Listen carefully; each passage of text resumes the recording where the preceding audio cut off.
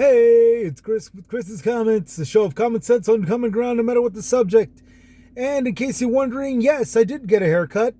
Every time I grow my ponytail, as long as 2 feet, I usually donate it. I donate my hair to Wigs for Kids because that's the organization that gets the hair to the patients, the kids with actual medical conditions.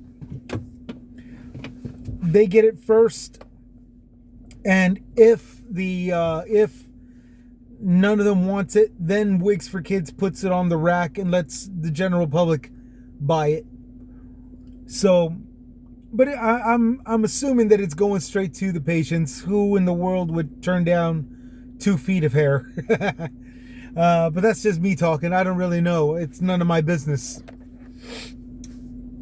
Right now, the subject today, women and how tough they're getting it this month. So far, this month of April, it's a little bit more harder on them than anything else. And the reason why I say this is because, like, in the judiciary system, we've got the first black judge, female black woman judge,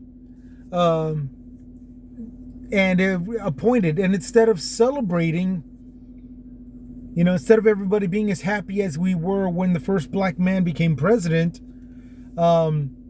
everybody's just doing nothing but spit. And those that are happy for Miss Jackson are having to defend them. And especially like in the media, where the subject of Ketanji Brown Jackson comes up, and it's like, yeah, well, look at what Brett Kavanaugh did, and look at the questions that he had to undergo. What kind of beer do you drink? How often do you drink? Are you an alcoholic? And the only thing he could say is, look, I like beer. Okay, now get off my ass. And everybody got off his ass. Now Ketanji Brown Jackson comes in, and she's a pedophile, she's this and she's that and all this other crap. I mean, come on, dudes, lighten up. It's just not really all that cool for the ladies in the month of April. She just got hired on. And then you got this one lady here in Texas, in a Starr County, which is along the border. This woman had performed a self-induced abortion. She got apprehended, she got caught, and she's going to be sentenced to life for murder. Now, here's the thing. Nobody knows why or even how she did it. They just know she was pregnant one moment, not pregnant the next. And so she's being charged with murder. And this is here in Texas, and it's very, very saddening. And again, it just supports my claim for today that it's just not easy on women at this month. When a woman is pregnant, she can get chemically imbalanced, biologically, if she's not careful.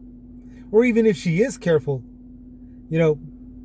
With women, they're very fragile creatures, so to say. They're strong, but at the same time, any one thing that off puts can jack her up, especially during a pregnancy. You get women that have flushed babies in the toilet, that have put, that have pulled them, given birth to them, and wrapped them in toilet paper and threw them in the trash. And a lot of them, I mean, just without that sense of common ground, common sense kind of mentality. A lot of them are, a lot of them just go through that mode. There was one condition that apparently every single woman goes through. And it's this part where they're overpowered by this strong urgency to smother their baby. And it can go as little as 2 seconds, or as long as 2 minutes, 4 minutes. One lady had reported lying on her baby in the hospital and laying on top of her baby for 20 minutes and just completely oblivious to her surroundings and all that stuff. Just in this killer mode. And it's a scary thought. I've only seen one report on it. But there's, video cam after video cam after video cam of women doing this. And it's not just the same one. It's not just out of one particular city or hospital. It's in a variety of places, and it's been accumulated data for quite some time. And what happens is there's a momentary lapse of reasoning. Like I said, in one case, 20 minutes long. However, there's a momentary lapse of reasoning where the mother will do something like smother the baby. And she snaps out of it just like that and comes to her senses. But it's still declared healthy because once she snaps out of that mode, the maternal mother kicks in, and she could be the best mom ever. She could be the best mom in the whole world once she's overcome that phase. And it's good news like that I'm assuming is the reason why everybody's forgotten about that one little mode that the woman is in, where she can smother cakes. Babies have actually been killed, and again, not by her choice, not by the mom's choice, but it has happened. So back to the subject here concerning the woman that self-induced an abortion and is now facing life. I'm not really sure that that's the right thing to do. I would like to get to know the facts first. I would prefer that law enforcement got the facts correctly before they went ahead and did this.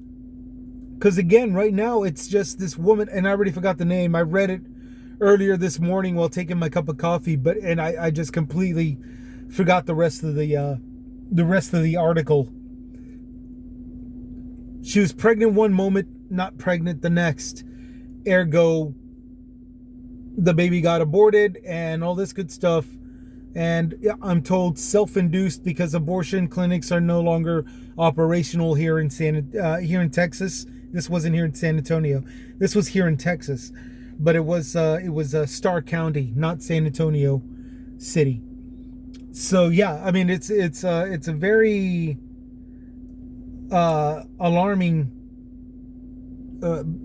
sentence for something that they don't even have the facts on.